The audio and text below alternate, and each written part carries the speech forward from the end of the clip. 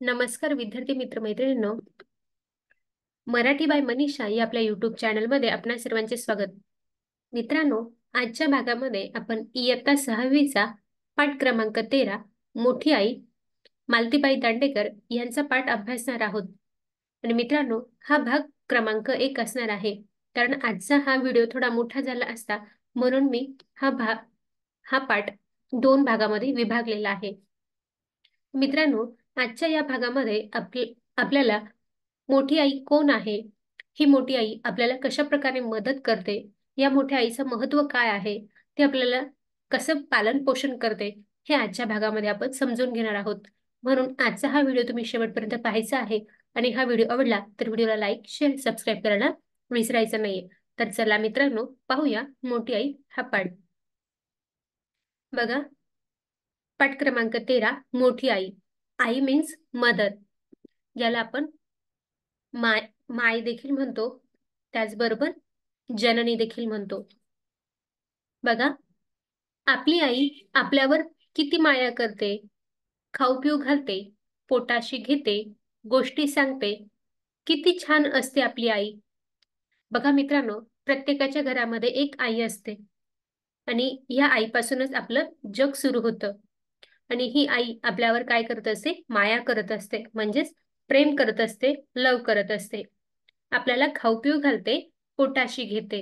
आणि आपण जेव्हा केव्हा आजारी असतो त्यावेळेस ती आपल्याला खूप सारं काही खाऊ पिऊ घालते, इतर दिवसही खाऊ पिऊ घालते. त्याचबरोबर विशेष काळजी आपल्या आजारपणामध्ये आपल्याला आपली घेत असते. ती आपल्याला पोटाशी घेते, गोष्टी सांगते, म्हणजेच काय, स्टोरी सांगत असते. किती छान असते ही आपली आई. आणि ही आपली घरातली आई कशी छान आहे की नाही. पण या आईची देखील अजून एक आई आहे. या आईहून एक मोठी आई आहे, ती देखील किती छान आहे. तिने तुम्हाला आम्हाला लागणारी प्रत्येक गोष्ट तयार केली आहे, कोणत्या ना कोणत्या स्वरूपात दिली आहे. बघा, ह्या आपल्या आईपेक्षाही अजून एक मोठी आई आहे. आणि ही मोठी आई खूप छान आहे. आणि ह्या मोठ्या आईने आपल्याला लागणाऱ्या ज्या काही वस्तू आहेत, गोष्टी आहेत, त्या कोणत्या ना कोणत्या तरी रूपामध्ये तिने आपल्याला मिळवून दिलेल्या आहेत. बघा, हे जेवणाचे ताट पहा. आपण जे जेवण करतो, या जेवणाच्या ताटातल्या ज्या काही वस्तू आहेत, ह्या वस्तू देखील ही मोठी आई आपल्याला देत असते. यातला प्रत्येक जिन्नस मोठी आई होती म्हणून मिळाला आहे. जिन्नस याचा अर्थ आर्टिकल्स, म्हणजेच थिंग, ज्याला आपण वस्तू देखील असं म्हणतो. आपल्या ह्या जेवणाच्या ताटामध्ये काय काय असतं, वरण असतो, भात असतो, भाजी पोळी असते, चटणी मिरची असते. तर ह्या सगळ्या काही वस्तू आपल्याला कुठून मिळत असतात, ह्या मोठ्या आईच्या पोटातूनच मिळत असतात. आणि हीच मोठी आपली काळजी घेत असते, ही आपल्याला ह्या वस्तू मिळवून देते. तुम्ही राहतात ते घर, त्याला लागणारे लाकूड, दगड सुद्धा त्या आईने दिले आहे. आणि तुम्ही ज्या घरामध्ये राहतात, ह्या घर बांधण्यासाठी जे काही लाकूड वापरलेलं आहे, दगड वापरलेले आहेत, हे देखील कोण देतं, ही मोठी आई देत असते. बघा मित्रांनो, पूर्वीच्या काळी खेड्यामध्ये लाकडाची घरं असायचे. मग हे लाकूड कुठून मिळत असतं आपल्याला, जंगलातून मिळत असतं. आणि जंगलामध्ये काय उगवलेले असतात, झाडं. आणि हे झाडं कुठे उगवतात, जमिनीवर उगवतात. मग हे लाकूड देखील आपल्याला या मोठ्या आईनेच दिलेलं आहे. आणि तुम्ही जे राहतात ते घर, ते दगडांनी बांधलेलं आहे, विटांनी बांधलेलं आहे. तर ह्या दगडा विटांचं घर देखील आपल्याला कोण देत असतं, ही आई देत असते. मग कोण बरं अशी ही मोठी आई, मग सांगता येईल का, कोण आहे बरं ही मोठी आई? तर तिचे नाव आहे भूमी, म्हणजेच जमीन, जिला आपण लँड असं म्हणतो. अशी ही मोठी आई आहे, ती म्हणजे भूमी आहे. तर ह्या भूमीने अजून आपल्याला काय काय दिलं ते पुढे पाहणार आहोत. जमिनीत काय आहे, माती. हीच का ती आई? आणि जमिनीमध्ये काय असतं, तर माती असते, म्हणजेच सॉइल असतं. आणि हीच का ती बरं आई आपली? तर हो, तुम्ही म्हणाल खरेच ते, आणि तुम्ही म्हणाल तर खरंच, ही मोठी आईच आहे आपली माती. मातीच आहे जमिनीत. आणि जमिनीमध्ये काय असतं, माती असतं. पण मातीला तुम्ही कमी समजू नका. माती आहे म्हणूनच आपण जिवंत आहोत.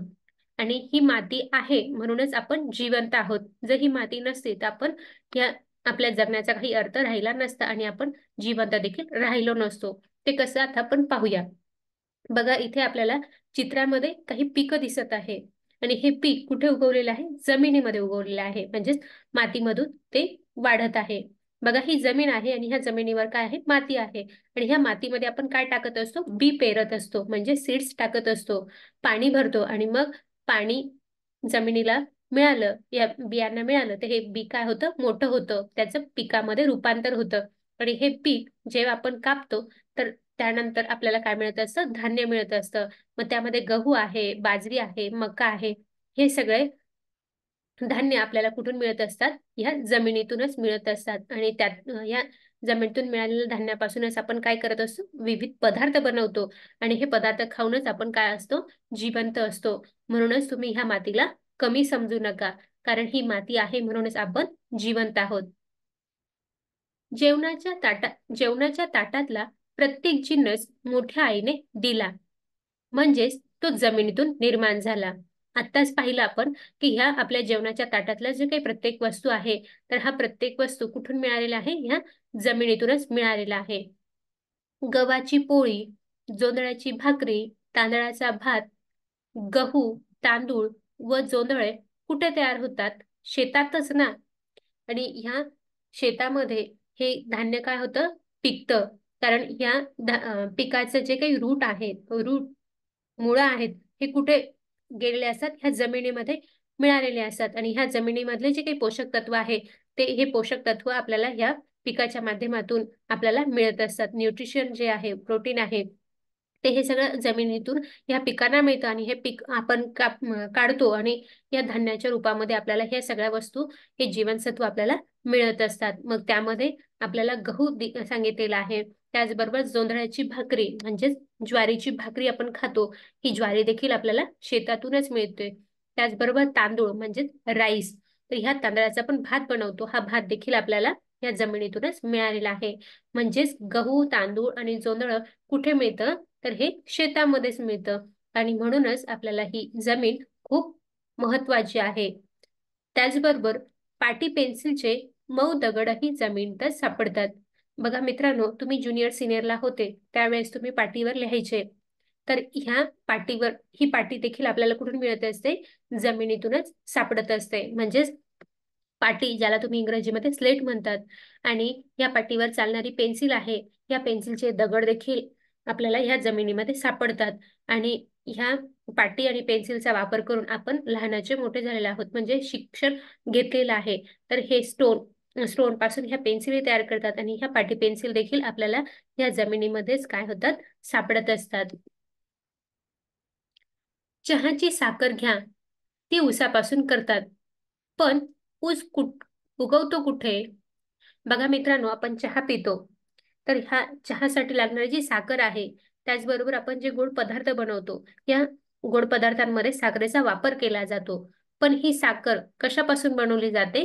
ऊसापासून बनवली जाते. म्हणजेच ती ऊसापासून बनवतात. पण हा ऊस कुठे आपल्याला मिळतो? तर जमिनीमध्ये मिळतो. ऊस, ज्याला तुम्ही इंग्रजीमध्ये शुगर केन असं म्हणतात, तर हा ऊस आपल्याला जमिनीमध्ये मिळत असतो. बघा इथे तुम्हाला समोर चित्र दिसत आहे, तर ह्या चित्रामध्ये ऊसाचे झाड दिसत आहे, म्हणजे पीक दिसत आहे. तर हे पीक कुठे उगवलेलं आहे? जमिनीमध्ये उगवलेलं आहे. आणि हे जमिनीमधून हे ऊस काय होत आहे?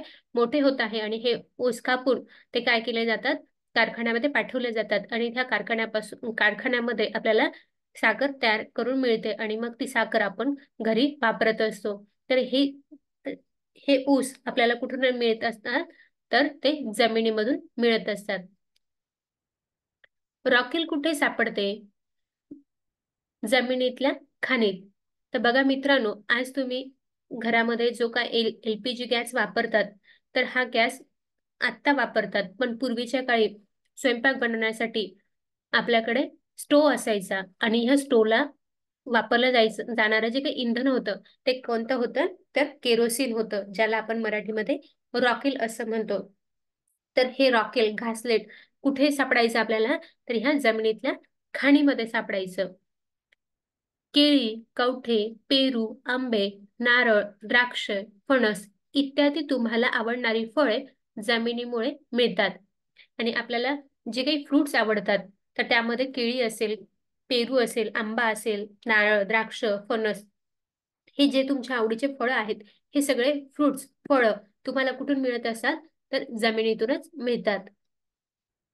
जमीन नसती तर यातला एकही जिन्नस मिळाला नसता, आणि ही जर जमीन नसती राहिली तर आपल्याला यामधला एकही जिन्नस मिळाला नसता.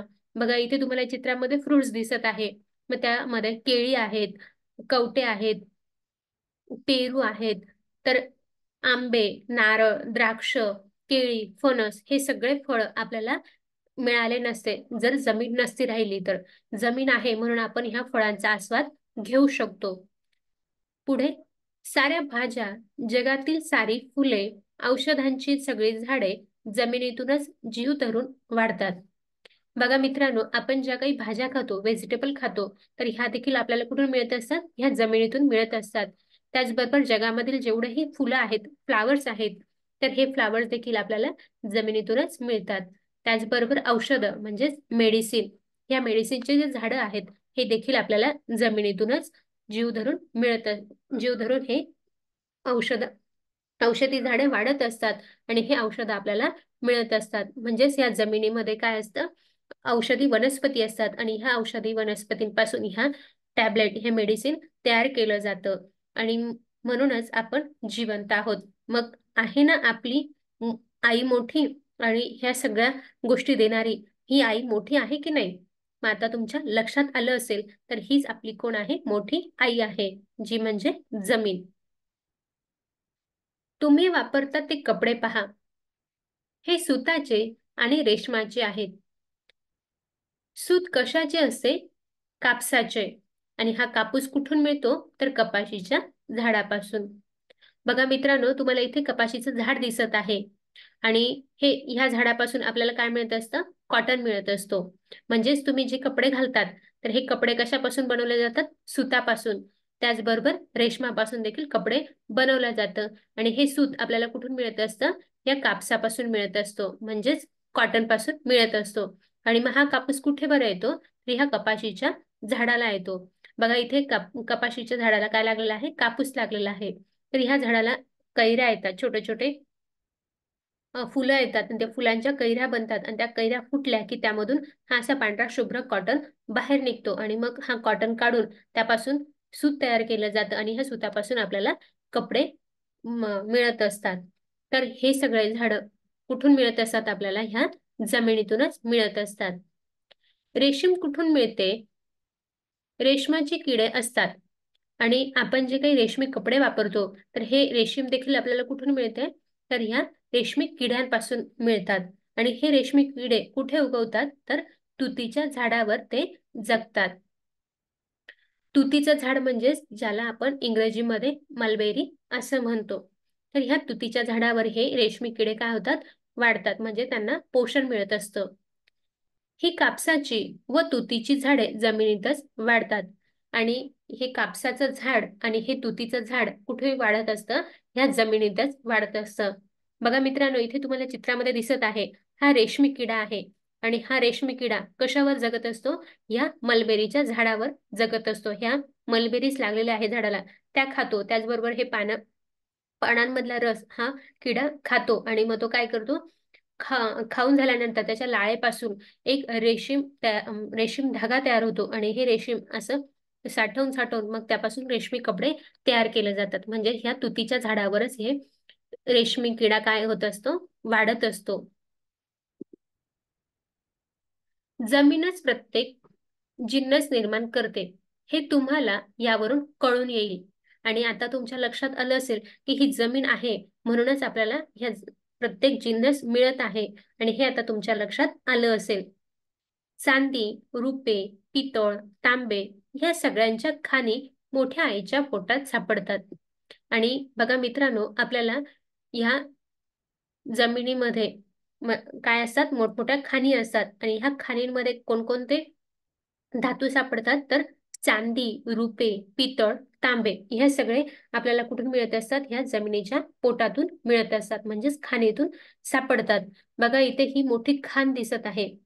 हे आपण मोठे मोठे जे डोंगर असतात ते डोंगर फोडतात, आणि त्या डोंगरांमध्ये मोठमोठ्याला खाणी बनवतात, म्हणजे मोठे खड्डे करतात, आणि जेवढं तुम्ही खाली जाल तेवढं तुम्हाला हे सगळे धातू हाताला लागतील. म्हणजेच इथे मोठमोठ्याले लोक काय करतात, ह्या खाणी खणतात आणि ह्या जमिनीच्या पोटामध्ये आपल्याला सोने, रुपे, तांबे, पितळ हे सगळे धातू सापडतात, आणि ते सापडल्यानंतर ते स्वच्छ केले जातात आणि त्यापासून आपल्याला खूप साऱ्या वस्तू बनवता येतात. म्हणजेच ह्या खाणींमधून आपल्याला हे चांदी, रुपे, पितळ, तांब मिळतं. पितळ, तांबे कथील नसते तर आपण भांडी कशाची केली असते? आणि जर हे धातूच नसते राहिले तर हे जे काही आपल्याला लागणारे जे काही भांडे आहेत, हे भांडे कशापासून बनवले गेले असते? बघा, इथे तुम्हाला पितळाची भांडे दिसत आहे, त्याचबरोबर तांब्यापासून म्हणजेच कॉपर पासून भांडी बनवले आहेत. तर हे भांड्यांमध्ये ह्या भांड्यांचा वापर आपण करत असतो, म्हणजे पाणी साठवण्यासाठी, अन्न बनवण्यासाठी, आपल्या शोभेच्या वस्तू, ह्या सगळ्या वस्तू आपण कशापासून बनवल्या असतात? जर जमिनी नसती राहिली आणि ह्या जमिनीच्या पोटामध्ये हे वस्तू सापडल्याच नसत्या तर आपल्याला ह्या वस्तू मिळाल्या नसत्या. सोने, रुपे नसते तर दागिने कसे मिळाले असते? आणि जे आपण सोनं घालतो, गोल्ड परिधान करतो, त्याचे ज्वेलरी आपण बनवतो, तर हे कुठून मिळालं असतं? दागिने म्हणजे काय? ज्वेलरी.